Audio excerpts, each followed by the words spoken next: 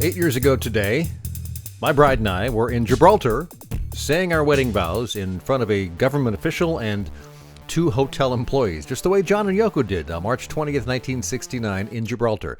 Although they did their vows at the British consulate office, we did ours at the Caleta Hotel on the east side of Gibraltar on the Mediterranean coast. Definitely one of the coolest things I have ever done, that we have ever done in our life. Hey, it's Tim Patterson. This is TradeshowGuy Monday Morning Coffee for April 5th. 2021. Find us at TradeshowGuy.net. Books and exhibits and podcasts and blog and freebies and much more at that main site, TradeshowGuy.net. Fun fact about John and Yoko's wedding that I just found out today doing a little research on it. They were married in a 10-minute ceremony performed by registrar Cecil Wheeler and attended by the band's photographer David Nutter, who took a bunch of pictures but eventually lost the negatives to the big day after he lent them to someone hired by Lennon to put together a book, which I don't believe ever came out. So there's a lot of pictures that he took. There are a few that survived, but you can find them online. But apparently a bunch didn't. Fun fact about our wedding, we took 3 days to drive from Gibraltar to Barcelona. We stayed in Gibraltar about 4 days. We then took 3 days to drive up through Spain to Barcelona, where we stayed for a week and a half exploring that great city. Would love to go back. Which leads me to what? Well, I don't know. A lot of things have been on my mind. I've been doing this video blog / podcast since the beginning of 2017. The year before, in 2016, I did a monthly webinar series. So anyway, this is like the fifth year. We're in the fifth year where I'm posting something almost every single Monday morning. You know, whether it's me just sitting here yakking about something in the business world, some sort of topic that I have, or an interview. I've been doing it I missed a day or two, but probably because of vacation or something. It's fun, definitely. I enjoy getting in front of the microphone. It's what I did for a career for more than a quarter of a century. But it's also a challenge, trying to come up with something on a weekly basis that I feel is worthwhile to share. Now, I got thoughts on both sides of the content creation argument. You know, you have one side, which is the Seth Godin approach, post something every single day like he has for 7,000 days. It's insane how long he's done that. His whole mantra is just keep showing up, and I think that's a good thing. I've been showing up for a long, long time. Find something to say, and I do. I post on my blog every week, 2 or 3 times. I post something on this video / podcast blog every single Monday. On the other side of the argument, I look at a very successful marketer, Scott Stratton of Unmarketing. Check his website out and his blog. Last I checked, which I admit has been a while, he posts on his blog every few months. And his take is, if you have something really important to say, do it. Otherwise, don't. So, kind of see both sides. I think it is important to keep showing up, but I also think it's important to have something to say.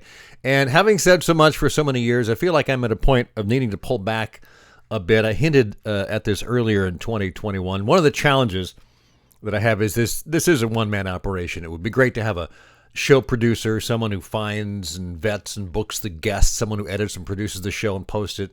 But frankly, I'm more than capable of doing all that, and I enjoy it as well. But finding guests on a regular basis is challenging. The trade show world really isn't that large of a world in one sense. In this show, TradeshowGuy Monday Morning Coffee isn't that big of a show.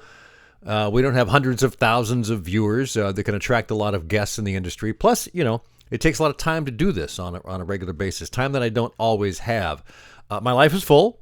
I got work, play, family, trying to do business, and so on. Keeping the podcast going takes time. And while I mentioned I enjoy it, I think it's time to step back a bit and decrease the frequency. I'm not sure exactly how that'll work. I'm going to kind of play it week by week. I'll still keep booking and interviewing guests, but I suspect that the business, the / personal diary portion of the podcast will take a back seat to the guests, which means I probably won't be posting as often. Hopefully the quality will improve.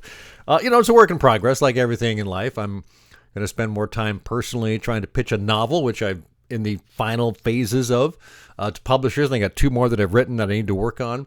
And I suspect that may take up more time than I'm currently thinking it will. Plus, I'm in my mid-60s, right? So I think of other things. What happens in the years ahead?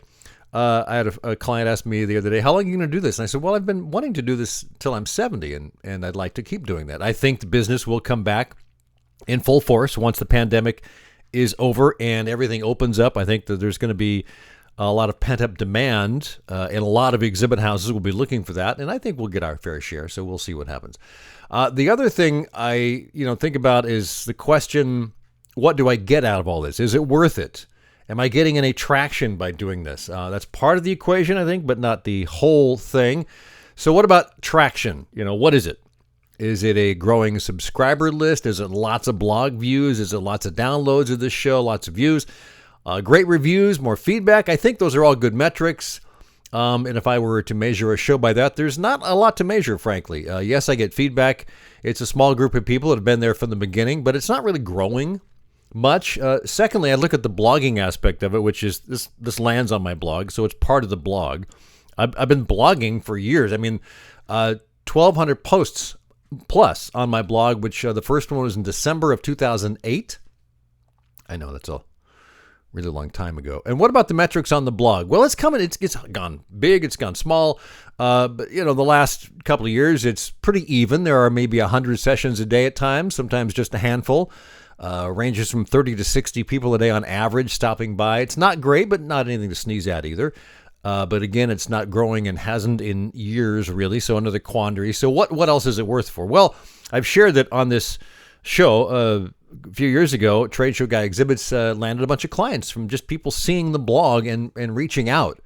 And that's not a consistent thing, but it does happen. I think in 2016 or 2017, 2/3 of our income from the year came from some companies finding the blog and making contact.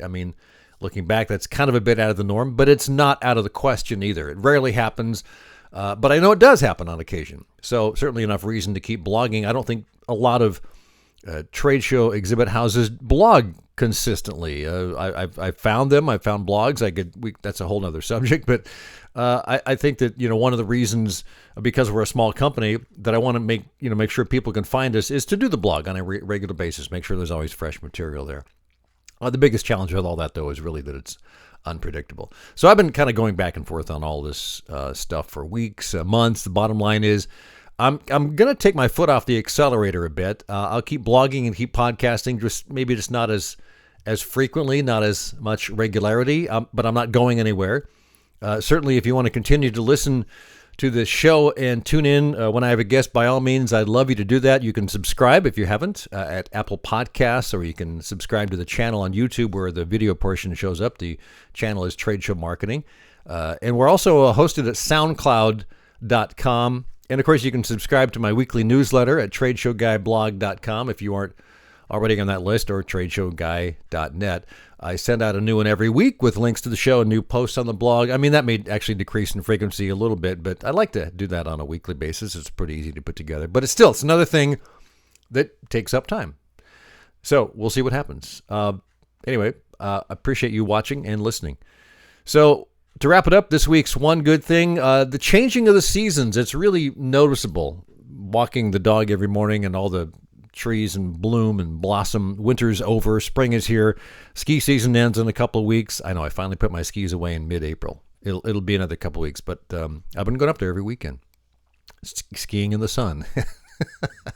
So the cycle continues, and that's a good thing. Have yourself a great week. Find us at TradeshowGuy.net.